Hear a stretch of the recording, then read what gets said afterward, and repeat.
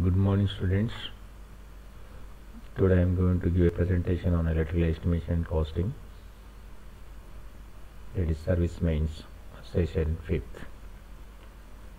So previous class we have discussed about how to find the size of cable.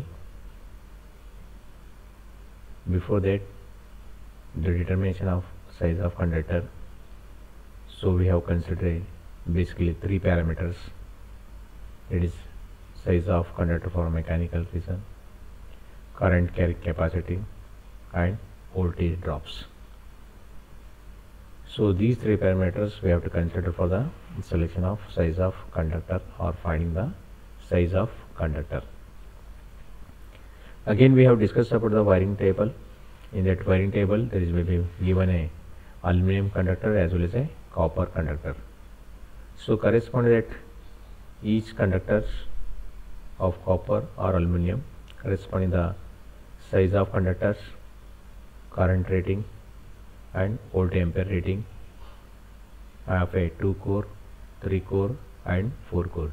Similarly copper as well as a aluminum should be given. And also these cables selection on the basis of current carrying with respect to the ambient temperature.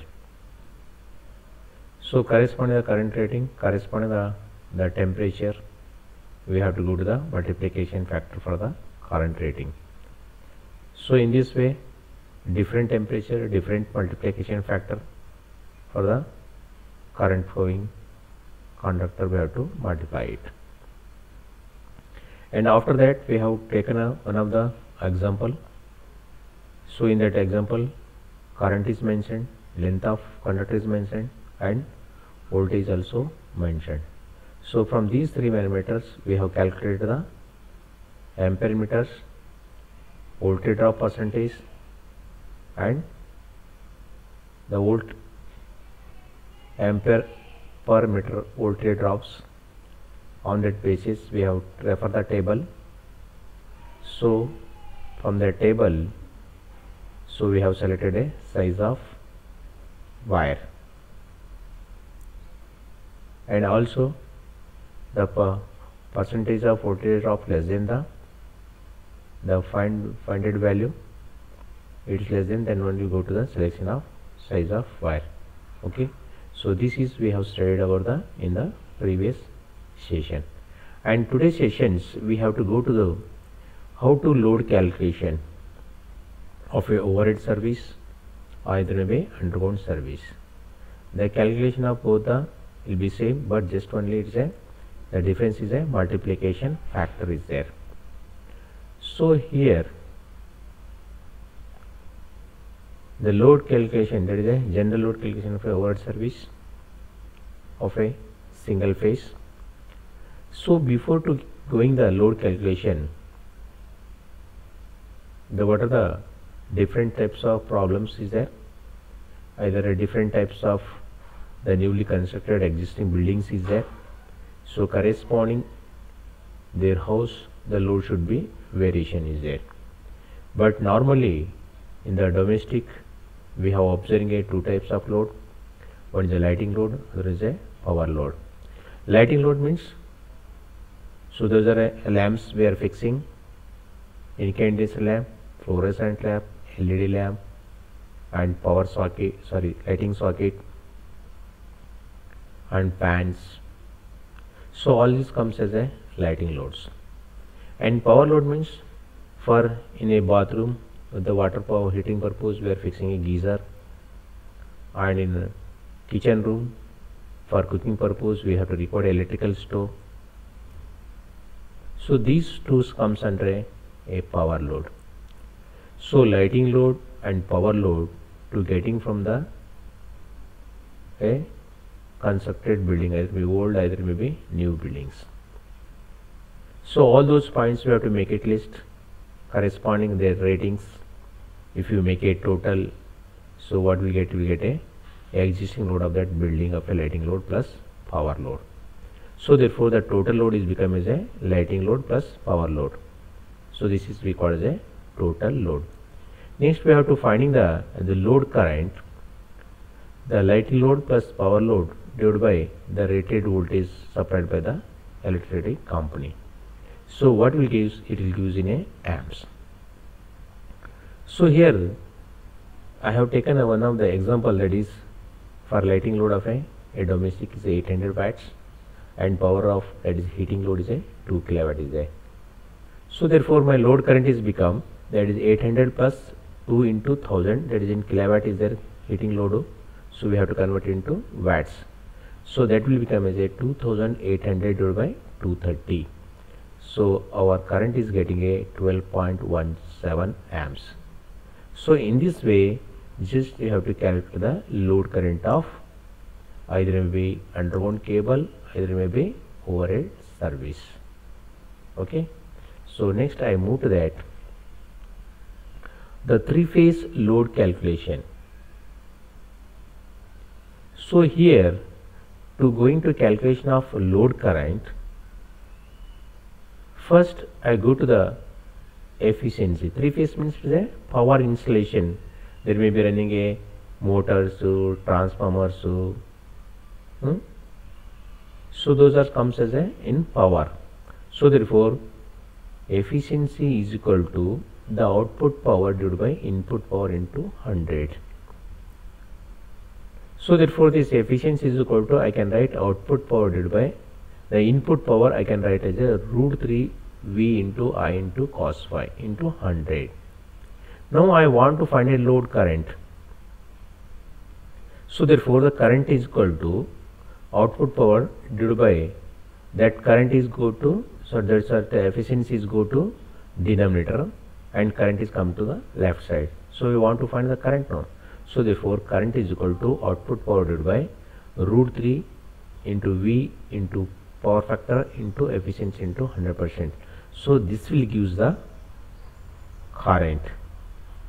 So when we have to use this formula for finding the current, if a power is given, voltage is given, power factor is given and efficiency are given to you, use this formula for finding the current.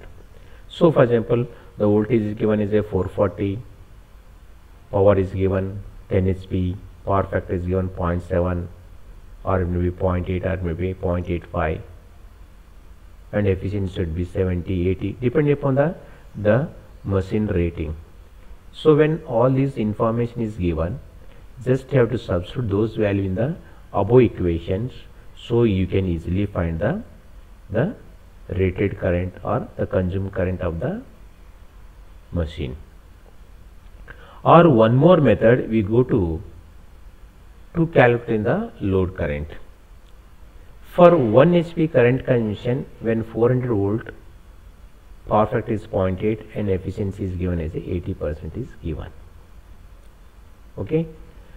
So here the 400 volt is given and power factor is given as 1.82 and efficiency is considered as 80% of the machine. For 1 HP is given. For 1 HP or 1 HP how much current should be consuming. So therefore corresponding the load current is equal to 1 HP into, we have to convert into watts, that is a 735.5. if you multiply you will get a watt. So divided by, that is root 3, 400 volt is given, power factor is given 0.82 and efficiency 80% is given, you have to convert into 0.82. So what is gives? It is gives a around about 1.6 amps per HP current consumption. When all this information is given for you, then the current of 1 HP current consumption is a 1.6 approximate or round off. So without going to the calculations, if these information is given, or sometimes only he may be given a power rating, he can't give a voltage, efficiency, power factor. So there you have to write assuming the current consumption of 1 HP is equal to 1.6 amps when only it is mentioned as a power in HP.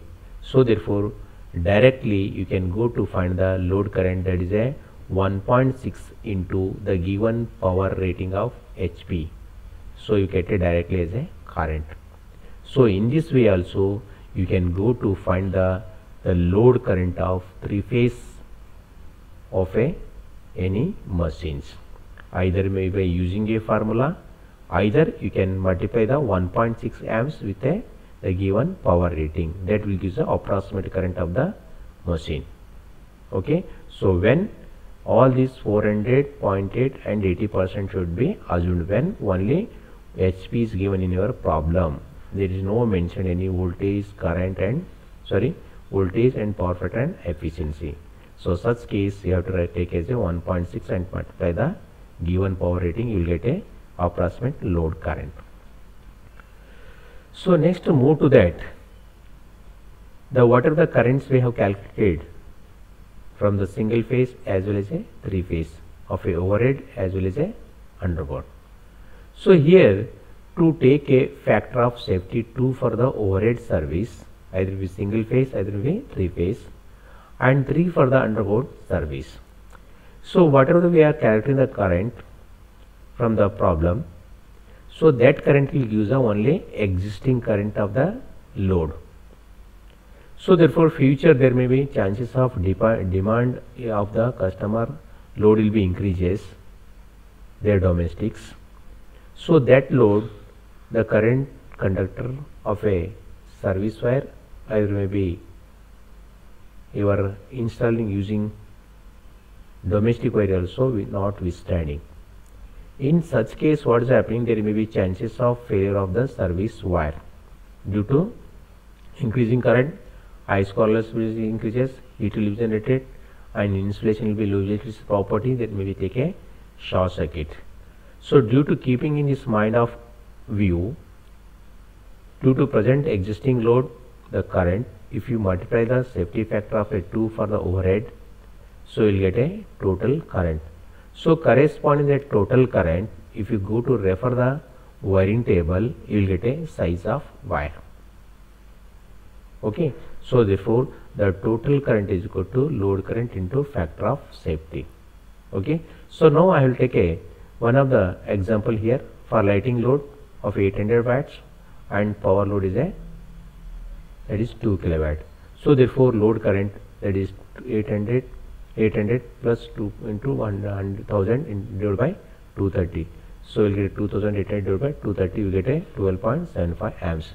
So therefore total load current is equal to I is equal to 2 into, that is a multiplication factor of a overhead service is 2 into 12.175, you have to multiply, what you get a 24.34 amps for a overhead service, and 3 if you multiply you get a 36.51 amps for a underground service. So from this current, if you go to referring the wiring table, so what will get, will get a size of wire. Okay, so now I move to the wiring table. So what is our current is there, overhead service, so 24.34 amps is there. So now where is the 23.47 amps? So from my wiring table, from here, where is that, here 23. So it is my aluminum service is there. So 20 means there is 20 is there, there is no 23.47 amps, there is no available in the table column. So already I told that when this current is not available in your tabular column, you move to the next higher range current. So after that what is current is there, 27 is there. So correspond is 27, in front of that the size of conductor is there, how much there, 6 square mm is there. What is that, 6 square mm, that is a aluminum cable is there. So corresponding the 43 amps, what is the size of conductor is there, 16 square mm is there. So in this way you can select the size of conductor as per the current 24 and 36. It is next move to the higher ranges, that is a 47. So therefore the corresponding the size of conductor rating of the cable, that is a 6 square mm and as well as a 16 square mm cables, we have to go to selection for the underground as well as a overhead service. So in this way you can find the size of cable from the load calculations. Next, types of wire. Basically we have to see a wires, that is single core cable, 2 core cable, 3 core cable, 3.5 core cable and 4 core cables. Okay, so for example, the first one, PVC double sheath aluminum 250 volt grade cable for a single phase and 500 volt grade for the 3-phase overhead service. If it's an underground system is there, we go to prefer a PVC double sheath aluminum 250 volt, 2 core for the single phase and 3 core and 3.5 core or 4 core 3-phase 500 volt grade for the underground service. So there is a 2 types of wire service we have to using. One is a overhead service purpose, single core of a 250 volt grade and 3-phase for a 500 volt for the overhead service. For underground we have to select the 2 core for the single phase, 3 and 3.5 and 4 core for the 3-phase with a 500 volt grade. So in this way you have to select the 2 types of wires is available in the market. Next we go to the protective device. So what purpose we have to require the protective? It is for the safer side. Either may be leakage current to, either may be fault current to, so there may be chances to getting the electrical person from the leakage current or fault current a serious shock. So therefore we have to go to the protective devices. Okay, so the devices used to protect equipment, machineries, component and devices in electrical and electronic circuit against a short circuit, overcurrent or earth fault is called as a protective devices. Okay, so this is also we have studied in the previous class. So what purpose the protective devices are required? To saving the equipment life. Okay, so next, what is the necessity of protective device? So basically the protective devices are necessary to protect the electrical appliance or equipment against the short circuit. What purpose required protective device? Due to avoiding of a short circuit. So within a quick second it can take the interruption of the power supply can be disconnected. Again sometimes abnormal variation in the supply voltage. So more than the rated voltage occurring, or sometimes it may occur a under voltage also. In between the operating voltage can be mentioned to the operating device, the protective device. So when comes above the rated voltage it can trip, and also below the rated voltage it comes, so automatically it will be trips. So therefore the variation of abnormal voltage and under voltage, such case the devices can be for safer purpose is go to trip the circuit from the supply. So therefore we have to require a protective device. Overloading of equipment, sometimes maybe to getting a more output product to, or to accessing more output to. In such case we have to putting a overload to the machine. In such case it may be run a 4 hours continuously, 4 to 7 hours continuously with a full load. Their efficiency or their performance, the machine loses a 50% of its life. In such case what is happening? If you run the overload, the machine can be automatically to disconnect from the supply. So there may be using a overload protective device. Next, to protect the operator against accidentally contact with the faulty equipment, falling which the operator may get a serious shock. So servos from the shock. So therefore here to operator or any animals or either may become in a faulty zone to contact with a leakage current operators or fault current operators. In such case there may be getting a serious electrical shock. So due to this reason we have to save the man life. So therefore you have to go to the protective device. So these are the necessity for the protective devices are required for the against the saving of the equipment lives and as well as a machine lives. Next, types of protective devices. So there is a different types of protective device that are commonly used in the electrical and electronic circuits. First one, fuse wire, or simply called as a fuse. So normally we are observing in our domestic house and industries. So when the supplies come from the service main, first you go to meter, and after meter first we have to insert the fuses. So this fuse can be easily to interrupt the power supply when to exceed the more than the rated current. Either maybe takes a internal fault due to any reasons, or it may be carrying any leakage current. In that such case, what is happening, this fuse can be easily to melting, then the power can be interrupted automatically. So therefore you have to require a fuses. So MCB, that is miniature circuit breaker.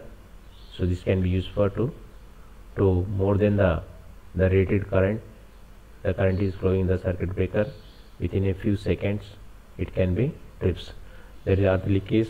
If any leakage current is takes place in the circuit, there may be the earth leakage circuit breaker can be trip the circuit from the leakage current or wasting of the current from the circuit. So within a quick second it may be trip the circuit to avoid the wastage of current when in the leakage current will be takes place in any part of the machines. ELCB and MCB also combined, they can be used for a MC for the load purpose and ELC for the earth leakage purpose. Earthing or grounding, already we have discussed about in the previous class. When the earth potential will be increases, so there is also takes the earth fault damage. So due to that, so you have to using a earthing or a grounding for the easily the fault current or leakage current can be easily pass to the ground. So in such case also you can to avoid the wastage of power. So there is also you can use a earth and ground fault protective devices. Okay, so now how to select? These are the protective devices from the our current rating. So normally all these should be selected on the basis of current. So as per the total current rating to select the fuse units means all the protective devices. So here I have to consider as one of the example that is a total load current as per my load calculation is getting a 28 amps. Then the fuse rating as per the market available will be 30 amps. Porcelain fuse unit with a 250 grade for one phase and a 500 volt for the three phase. Here as per my load, as per load means I have considered a, for example, load current is a 28 amps. If you go to ask in market the 28 amps current range fuse, it is not available. The fuses are available in the market. The common ratings are a 15 amps and 30 amps, 50 amps, 75 amps, 100 amps. But as per my current rating, the 28 amps market is not available. So therefore we go to the next higher range which fuse will be available. So that fuse you have to select for the protection purpose. That is a 30 amps porcelain fuse unit will be with a 250 volt grade for a single phase, and same current rating is if it is three phase is there, we go to 500 volt grade the fuse rating. So in this way we have to select the sizes of wire and also to select the protective devices and what are the types of protective devices will be available in the market. So in such a way that we have to calculate any type of given problem to find the size of wire, types of wires and the selection of protective device on the basis of load current.